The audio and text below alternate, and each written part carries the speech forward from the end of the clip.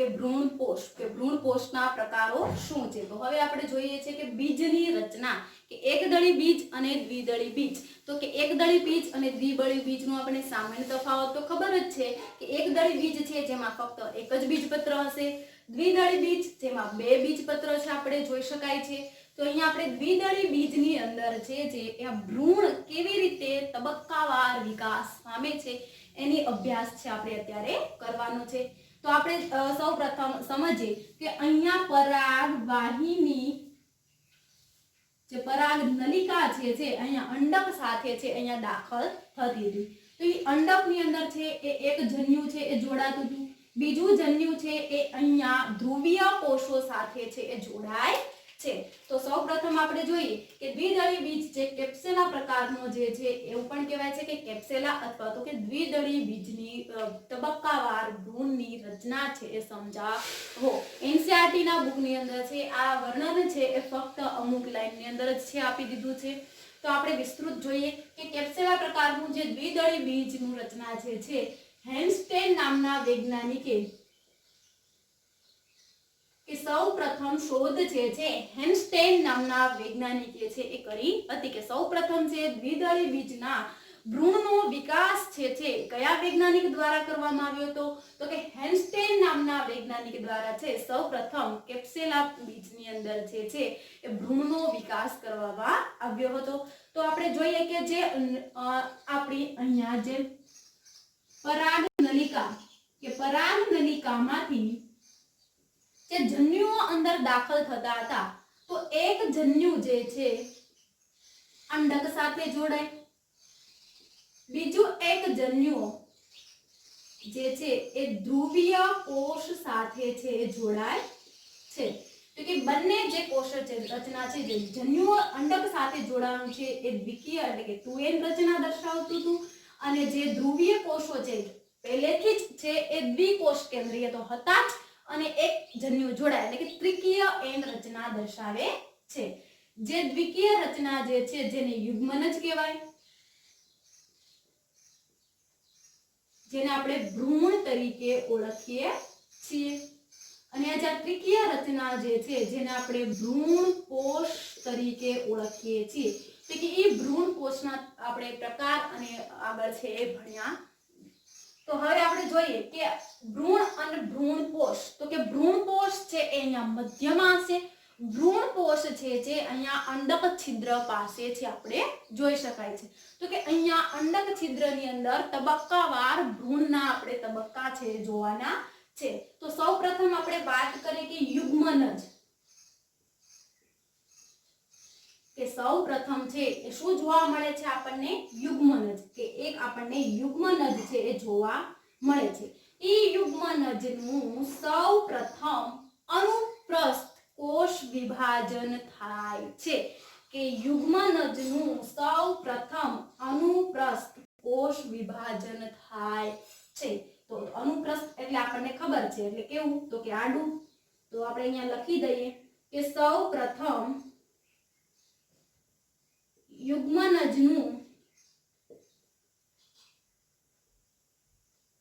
અનુપ્રસ્થ કોષ વિભાજન થાય છે. હવે અનુપ્રસ્થ કોષ વિભાજન થાય છે તે દરમિયાન છે અસમ કોષ વિભાજન થાય છે. સમાન કોષ વિભાજન થતું નથી. અસમ એટલે કે એક કોષ મોટો બનશે અને એક કોષ છે એ નાનો બનશે. તો કે કોષ વિભાજન થાય છે તો કે કેવું કોષ વિભાજન? તો કે અસમ કોષ વિભાજન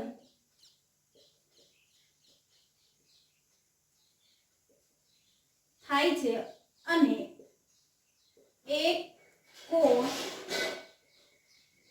મોટા કદનું બને છે જેને તલસ્થ કોષ કહે છે.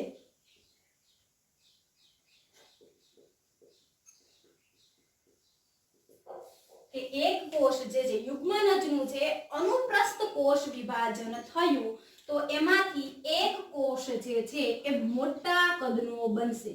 એક કોષ છે એ મોટા કદનો બનશે અને એક કોષ છે એ નાનો બનશે. તો આ મોટા કદનો જે કોષ જે છે જેને તલસ્થ કોષ કહે છે. આપણે અહીંયા નામ આપી દઈએ તલસ્થ કોષ.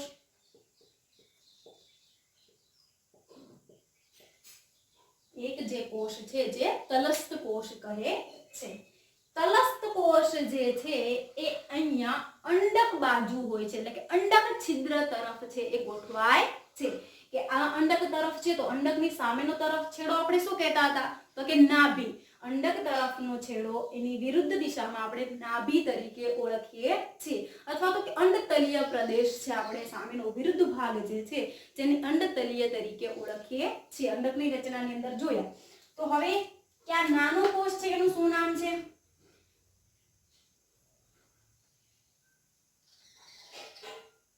નાના કોષને અગ્રસ્થ કોષ કહે છે. કે આ જે નાનો કોષ જે છે એનું નામ છે અગ્રસ્થ કોષ.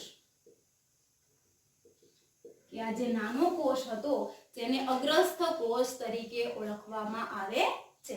હવે નાનો કોષ છે એ કે તરફ હોય છે? તો કે નાભી તરફ. સાની તરફ જોવા મળે છે? તો કે નાભી તરફ જોવા મળે છે, જેને આપણે અગ્રસ્થ કોષ એવું કહેવામાં આવે છે.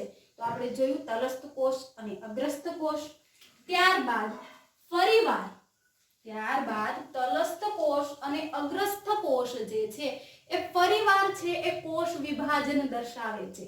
જે તલસ્થ કોષ જે છે ફરીવાર અનુપ્રસ્થ અને જે આ અગ્રસ્થ કોષ જે છે ફરીવાર આયામ વિભાજન જોવા મળે છે. એટલે આપણે જોયું કે યુગ્મનજમાંથી અનુપ્રસ્થ કોષ વિભાજન થયું તો એક જે અસમ કદનો કોષ બન્યો એને મોટો કોષ કીધો, બીજો જે નાનો કોષ બન્યો જેનું નામ આપણે અગ્રસ્થ કોષ આપ્યું. તો હવે બંને કોષો જે મોટો કોષ જે છે એ ફરીવાર અનુપ્રસ્થ કોષ વિભાજન કરે છે. કે આ અગ્રસ્થ કોષ જે છે તો આપણે દોરી દઈએ કે ફરી વખત છે એ શું કરે છે? કોષ વિભાજન કરે છે. કે અનુપ્રસ્થ એમાં કોષ વિભાજન થયું. અગ્રસ્થ કોષ છે તો અગ્રસ્થ કોષની અંદર આયામ એટલે કેવું? તો કે ઊભું. આયામની આપણો અર્થ સામાન્ય જોઈએ તો કે ઊભું કોષ વિભાજન જોવા મળે છે. તો કે ઊભું કોષ વિભાજન છે જોવા મળે છે. આવી 4 કોષીય રચના છે એને પૂર્વ ભ્રૂણ તરીકે ઓળખવામાં આવે છે. આ જે 4 કોષીય રચના જે છે એને પૂર્વ ભ્રૂણ તરીકે ઓળખાય છે, અથવા તો એનો આકાર આપણે જોઈએ તો આપણને ઊંધા ટી આકારનો છે એ જોવા મળે છે. એનો આકાર જોવો તો કે ઊંધા ટી જેવો છે આપણને જોઈ શકાય છે. પૂર્વ ભ્રૂણ એટલે શું? તો કે તલસ્થ કોષ અનુપ્રસ્થ વિભાજન દર્શાવે છે, અગ્રસ્થ કોષ છે જે આયામ કોષ વિભાજન દર્શાવે છે, અને એ 4 કોષીય રચના જે છે 4 કોષીય રચનાને પૂર્વ ભ્રૂણ તરીકે ઓળખાય છે. કે જે 4 કોષીય રચના જે છે એ પૂર્વ ભ્રૂણ રચના તરીકે ઓળખાય છે. હવે એ 4 કોષીય રચનામાં જે સૌથી ઉપરનો કોષ હશે તો કે તરફ છે? તો કે અંડક તરફ, એટલે કે તલસ્થ ભાગ છે. ઉપરનો કોષ જે છે આ ઉપરનો કોષ જે છે એ કોષ વિભાજન દર્શાવતો નથી. કોષ વિભાજન દર્શાવતો નથી. હવે પછી આ ઉપરનો જે કોષ જે તલસ્થ કોષમાંથી કોષ વિભાજન થયો હતો એ કોષ વિભાજન દર્શાવતો નથી, જે અંડક તરફ જ જોવા મળે છે. એની નીચેનો ભાગ એટલે કે એનો બીજો જે કોષ જે છે એ કોષ વિભાજન દર્શાવીને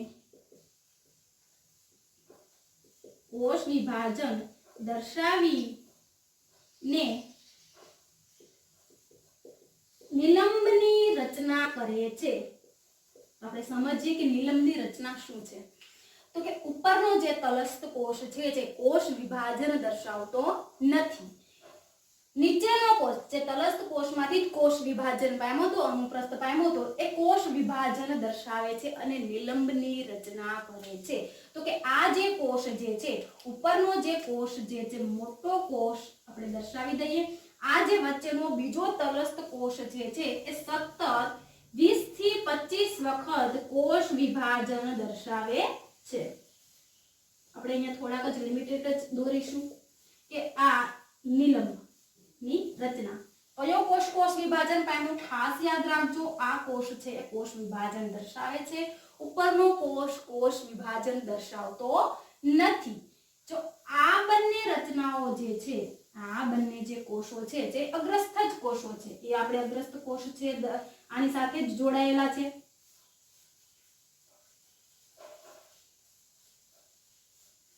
એ બંને કોષો આપણે દર્શાવી દીધા તો કે આ નિલંબની રચના જે છે 20 થી 25 કોષ વિભાજન છે એ દર્શાવે છે અને એવી રીતે છે એ આપણને નિલંબની રચના છે એ જોવા મળે છે હવે આપણે આ રચના જોઈએ કે ઉપરનો કોષ છે અહીંયા જોડાયેલો છે વચ્ચેનો કોષ જે છે એ નિલંબની રચના થઈને છે અહીંયા મધ્યસ્થ કોષ સુધી એટલે કે ધ્રુવીય કોષો સુધી છે એ પહોંચી જશે તો એની સાથે કોણ જોડાયેલું છે તો એની સાથે જોડાયેલા છે આપણા અગ્રસ્થ કોષો કે જે આપણા અગ્રસ્થ કોષો છે ક્યાં આવી જશે તો કે ધ્રુવીય ભાગ પાસે આવી જશે અને જે ખોરાક સંગ્રહી પ્રદેશ છે જે આ ધ્રુવીય કોષો છે જે ઉપરના નિલંબને રચનાને ખોરાક એટલે કે ભ્રૂણને ખોરાક પૂરો પાડે છે તો કે આવી રીતે ભ્રૂણને છે એ ખોરાક મળે છે તો હવે આપણે જોઈએ આગળ કે નિલંબની રચના પછી કે નીચેનો કે નિલંબની રચનાની અંદર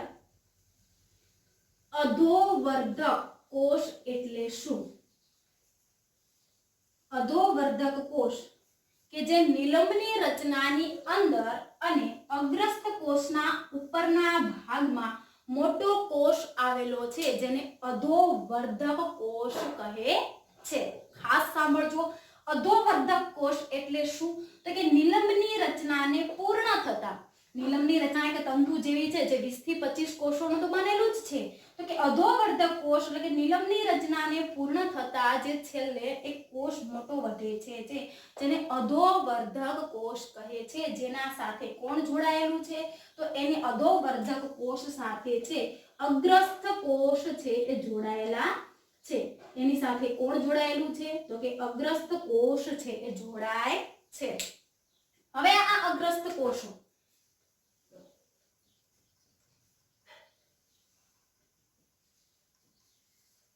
અધોવર્ધક એટલે ખ્યાલ આવ્યો તો કે અધોવર્ધક એટલે શું તો કે નિલંબની રચનાને પૂર્ણ થતા એક મોટો કોષ જે અગ્રસ્ત કોષ સાથે જોડાયેલો હોય છે જેને આપણે અધોવર્ધક કોષ તરીકે ઓળખીએ છીએ હવે અગ્રસ્ત કોષ જે છે એ કોષ વિભાજન પણ કેવું તો કે આયામ કોષ વિભાજન કરીને 4 અગ્રસ્થ કોષો બનાવે છે હવે આપણે જોઈએ કે અહીંયા બે જે અગ્રસ્થ કોષો હતા એ ફરીવાર કોષ વિભાજન કરીને આવી રીતે 4 કોષોનું નિર્માણ કરશે કે કેવી રીતે તો કે બીજા 4 કોષોનું નિર્માણ 4 અગ્રસ્થ કોષો બનાવે છે જે કાટખૂણે વિભાજે છે એટલે કે કાટખૂણા રીતે જે છે એટલે કે 90 એંગલે છે એમનું કોષ વિભાજન છે એ થાય છે ઈ 4 કોષ છે એ ફરી વખત કોષ વિભાજન દર્શાવી ફરીથી કોષ વિભાજન દર્શાવી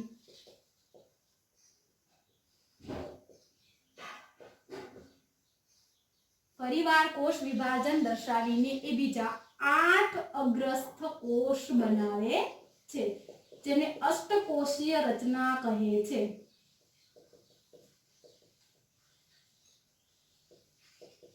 ખાસ ધ્યાન રાખજો કે અગ્રસ્ત કોષ છે એ પહેલા કોષ વિભાજન દર્શાવીને બીજા 4 કોષો બનાવેલા જે પણ કાટખૂણે હતા એ ફરી વખત છે એક કાટખૂણે કોષ વિભાજન દર્શાવી 8 કોષ બનાવે છે જેને અષ્ટકોષીય રચના કહે છે અહીંયા આપણે આકૃતિ દોરીએ કે અષ્ટકોષીય રચના છે એ બનાવે છે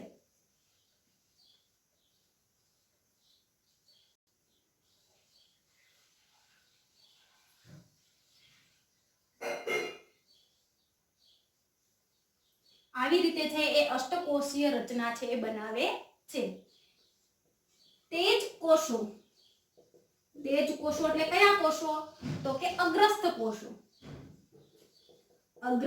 કોષો ફરીથી પરિઘવર્તી કોષ વિભાજન દર્શાવે છે। ફરીથી કોષ વિભાજન દર્શાવે છે અને 16 કોષીય રચના દર્શાવે છે।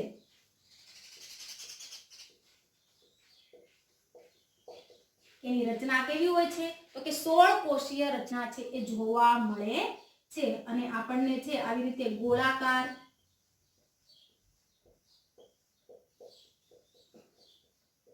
રચના છે એ ભ્રૂણની જોઈ શકીએ છીએ। ત્યાર પછી ગોળાકાર રચના પછી છે આપણને છે એની હૃદયાકાર પણ આકૃતિ છે જોઈ શકાય છે।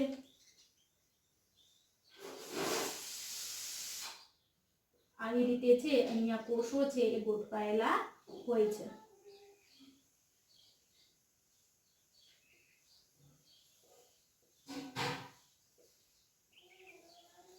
તો હવે આપણે જોઈએ કે હૃદયાકાર જેની રચના જે છે 16 કોષીય રચના જે છે એમાંથી 8 કોષીય રચના જે છે આ કોષીય રચના છે અગ્રસ્થ અષ્ટક અને આ ભાગનું છે એને તલસ્થ અષ્ટક કહે છે। જે અષ્ટકીય રચના બનાવી પછી 16 કોષીય રચના બનાવી તો એમાંથી ઉપરનો જે ભાગ છે અગ્રસ્થ અષ્ટક અને નીચેનો છે એને તલસ્થ અષ્ટક છે એ કહે છે। અને અગ્રસ્થ અષ્ટકમાંથી છે એ બીજપત્રોનું નિર્માણ થાય છે અને અદ્રાક્ષનું નિર્માણ થાય છે। તલસ્થ ભાગ છે જે એમાંથી ભ્રૂણ મૂળનું નિર્માણ પામે છે અને ભ્રૂણ મૂળનું નિર્માણ સાથે કે આ અધોવર્ધક કોષ છે યાદ રાખજો આ અધોવર્ધક કોષ છે એમાંથી મૂળ ટોપ નિર્માણ પામે છે કે અધોવર્ધક કોષ છે એમાંથી શું નિર્માણ પામે છે તો કે મૂળ ટોપ નિર્માણ પામે છે અને અંતે કોષ વિભાજિત થઈને છે એ આવી રીતે છે આપણને પુખ્ત